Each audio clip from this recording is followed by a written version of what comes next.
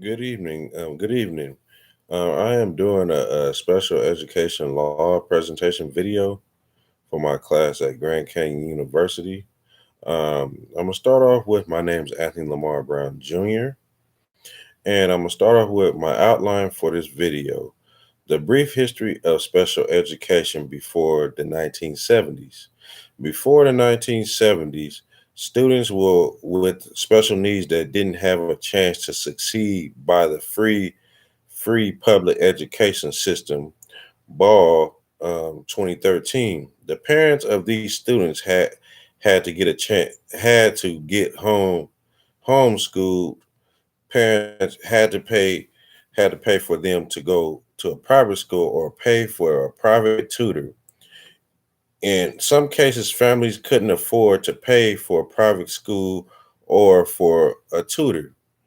Parents would Parents would have to pull their children out of school because there weren't enough resources to help with their children that had special needs.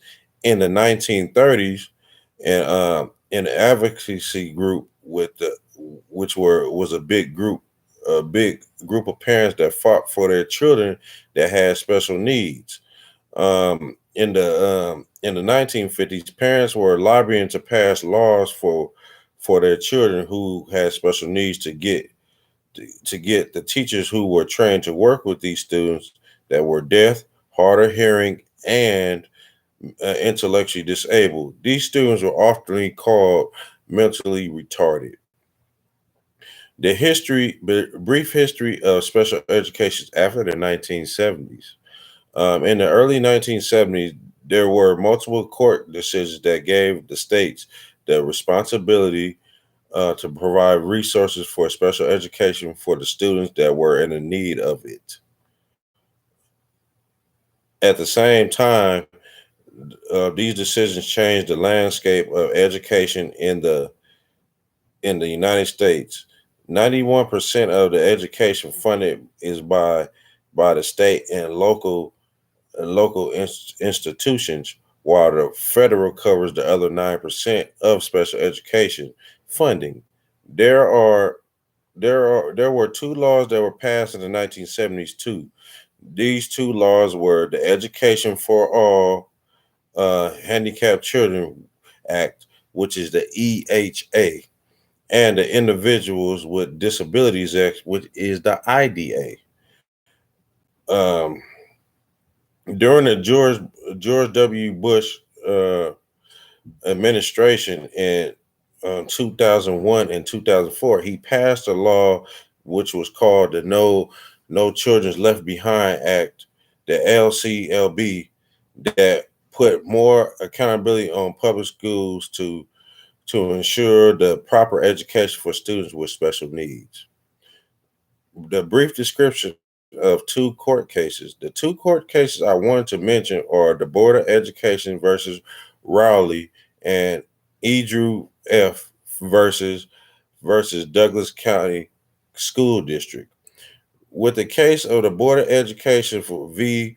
Riley, a student by the name of Emily Riley, she was a student that was in kindergarten at Furnace Woods Elementary, which is in New York. At the same time, she was deaf and she qualified for services through the EHCA. Her parents wanted Amy to have a deaf interpreter in the classroom with her, but the school district rejected her request. The parents finally filed a suit against the district, and the judge overturned the decision that was made by the hearing officer and the state board. The district that Amy was in didn't provide FAPE while she was while she was attending school. The other case regarding Edrew F versus Douglas County School District. Drew was a fourth grader that had autism spectrum disorder and ADHD, which is attention deficit hyperactivity disorder, and he was receiving special services from when he was in kindergarten. And in the fourth grade, Drew's parents didn't like the way their son's progress was being stopped and his behaviors were getting worse. Eventually, Drew's parents took him out of the district and enrolled him in a private school, which was called Firefly Autism House, which was specialized in students that have ASD. His parents filed a due process complaint that was that was under the IDA, and it was a 3-day hearing. They filed a complaint because they felt that that Drew wasn't getting the proper education under the FAPE Act, and it refused them tuition and tuition reimbursement. Now, the up to date with the current trends in special education, I pulled this off the site for California, which is HTTPS // lao ca.gov publications /report /4110. And the next one I got is off the Arizona site, which is the HTTP colon / www.azed.gov sites default files 2016 /11. And the last one is the one I pulled off from from the state of Texas, which is HTTPS colon / TEA.texas.gov /academics special student populations /special education.